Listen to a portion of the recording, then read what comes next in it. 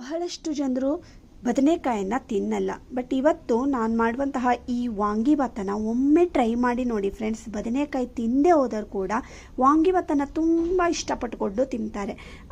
ಕೆಲವಷ್ಟು ಟಿಪ್ಸ್ಗಳನ್ನು ಫಾಲೋ ಮಾಡಿದ್ರೆ ತುಂಬ ಟೇಸ್ಟಿಯಾಗಿ ನೀವು ಮನೆಯಲ್ಲೇ ವಾಂಗಿಭಾತನ್ನು ಮಾಡ್ಕೊಳ್ಬೋದು. ನೀವು ಇದನ್ನು ಲಂಚ್ ಬಾಕ್ಸ್ಗೆ ಕೂಡ ತೊಗೊಂಡೋಗ್ಬೋದು, ಅಥವಾ ಯಾರಾದರೂ ಗೆಸ್ಟ್ ಬರ್ತಾರೆ ಅಂದರೆ ಕೂಡ ಮಾಡ್ಕೊಳ್ಬೋದು.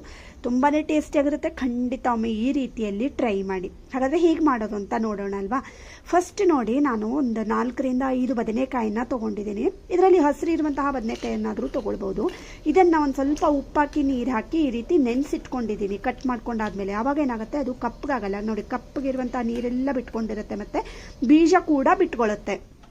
ಆಮೇಲೆ ಸ್ಟವ್ ಆನ್ ಮಾಡಿಬಿಟ್ಟು ಒಂದು ಕಡಾಯಿನ ಇಟ್ಕೊಂಡಿದ್ದೀನಿ. ಅದಕ್ಕೆ ಈಗ 5-6 ಚಮಚ ಆಗುವಷ್ಟು ಎಣ್ಣೆನ ಹಾಕ್ಕೊಳ್ತಾ ಇದ್ದೀನಿ. ಎಣ್ಣೆ ಒಂದು ಸ್ವಲ್ಪ ಜಾಸ್ತಿ ಬೇಕಾಗುತ್ತೆ ವಾಂಗಿಭಾತ್ ಮಾಡುವಾಗ. ಹಾಗೆ 1 ಚಮಚ ಉದ್ದಿನಬೇಳೆ, 1 ಚಮಚ ಜೀರಿಗೆ, 1 ಚಮಚ ಸಾಸಿವೆ, ಹಾಗೆ ಒಂದು 2 ಹಸಿಮೆಣಸನ್ನು ಉದ್ದುದ್ದವಾಗಿ ಕಟ್ ಮಾಡಿಕೊಂಡು ಹಾಕ್ಕೊಂಡಿದ್ದೀನಿ. ಇದೆಲ್ಲ ಒಗ್ಗರಣೆನ ರೆಡಿ ಮಾಡ್ಕೊಳ್ಬೇಕು. ಹಾಗೆ ಒಂದು ಸ್ವಲ್ಪ ಕರಿಬೇವಿನ ಸೊಪ್ಪನ್ನು ಕೂಡ ಹಾಕ್ಕೊಳ್ತಾ ಇದ್ದೀನಿ. ಇದಕ್ಕೆ ಈಗ ಕಟ್ ಮಾಡ್ಕೊಂಡಿರೋಂತಹ 1 ಈರುಳ್ಳಿನ ಕೂಡ ಹಾಕ್ಕೊಳ್ತಾ ಇದ್ದೀನಿ. ಇದನ್ನು ಚೆನ್ನಾಗಿ ಬಾಡಿಸ್ಕೊಳ್ಬೇಕು. ಈಗಾಗಲೇ ನಾನು ತೊಂಡೆಕಾಯಿಂದ ಮಾಡುವಂತಹ ವಾಂಗಿಭಾತ್ ಕೂಡ ತೋರಿಸ್ಕೊಟ್ಟಿದ್ದೀನಿ ಫ್ರೆಂಡ್ಸ್. ಡಿಸ್ಕ್ರಿಪ್ಷನ್ನಲ್ಲಿ ನಾನು ಲಿಂಕನ್ನು ಹಾಕಿರ್ತೀನಿ. ಹಾಗೆ ನೋಡಿ, ಕಟ್ ಮಾಡ್ಕೊಂಡಿರೋಂತಹ ಕ್ಯಾಪ್ಸಿಕಮ್ ಹಾಕ್ಕೊಂಡಿದ್ದೀನಿ ಮತ್ತು 1 ಟೊಮೆಟೊನ ಕಟ್ ಮಾಡಿಕೊಂಡು ಹಾಕ್ಕೊಳ್ತಾ ಇದ್ದೀನಿ.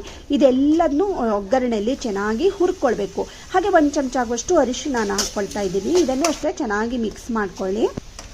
ಆಮೇಲೆ ಕಟ್ ಮಾಡ್ಕೊಂಡಿರೋಂತಹ ಬದನೆಕಾಯಿ ಹೋಳನ್ನು ಹಾಕ್ಕೊಳ್ತಾ ಇದ್ದೀನಿ. ನೀವು ಈ ರೀತಿ ನೀರಲ್ಲಿ ಬದನೆಕಾಯಿನ ನೆನೆಸಿಟ್ಕೊಂಡ್ರೆ ಅದು ಕಪ್ಪಗಾಗಲ್ಲ ಮತ್ತು ಅದರಲ್ಲಿರುವಂತಹ ಸಣ್ಣ ಸಣ್ಣ ಬೀಜಗಳೆಲ್ಲ ಬಿಟ್ಕೊಳ್ತವೆ ಫ್ರೆಂಡ್ಸ್. ಸಣ್ಣ ಸಣ್ಣ ಬೀಜಗಳು ನಮ್ಮ ದೇಹಕ್ಕೆ ಒಳ್ಳೆಯದಲ್ಲ.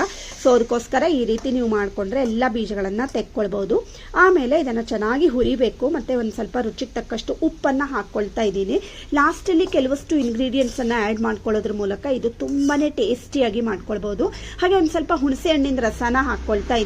ಹುಣಸೆ ಹಣ್ಣು ಇಲ್ಲ ಅಂದರೆ ನೀವು ಲಿಂಬು ಕೂಡ ಹಾಕ್ಕೊಳ್ಬೋದು, ಯಾವುದಾದ್ರೂ ಓಕೆ.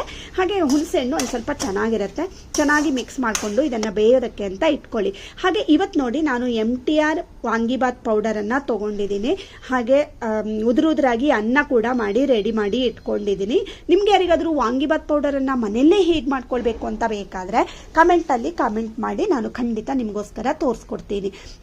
ಅದೇ ರೀತಿ ಅನ್ನ ಮಾಡ್ಕೊಳ್ಳುವಾಗಲೂ ಅಷ್ಟೇ ಒಂದು ಸ್ವಲ್ಪ ತುಪ್ಪ ಮತ್ತು ಒಂದು ಸ್ವಲ್ಪ ಉಪ್ಪನ್ನು ಹಾಕಿ ಅನ್ನನ ರೆಡಿ ಮಾಡಿ ಇಟ್ಕೊಂಡಿರಿ.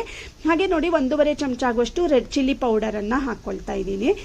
ಈಗ ಮಸಾಲ ಪೌಡರು, ವಾಂಗಿಭಾತ್ ಪೌಡರ್ ಏನಿದೆ ಅಲ್ವಾ, ಅದನ್ನು ಒಂದು ಸುಮಾರು ನಿಮಗೆ ಎಷ್ಟು ಬೇಕು ಅಂತ ನೋಡಿಕೊಂಡು, ಕೆಲವೊಬ್ಬರಿಗೆ ಮಸಾಲ ಒಂದು ಸ್ವಲ್ಪ ಜಾಸ್ತಿ ಇದ್ದರೆ ಚೆನ್ನಾಗಾಗುತ್ತೆ, ಕೆಲವೊಬ್ಬರಿಗೆ ಒಂದು ಸ್ವಲ್ಪ ಕಮ್ಮಿ ಇದ್ದರೆ ಚೆನ್ನಾಗಾಗುತ್ತೆ. ಸೊ ನಿಮ್ಮ ರುಚಿಗೆ ಅನುಕೂಲವಾಗಿ ನಾನು 3-4 ಚಮಚ ಆಗುವಷ್ಟು ವಾಂಗಿಭಾತ್ ಪೌಡರನ್ನು ಸೇರಿಸ್ಕೊಂಡಿದ್ದೀನಿ.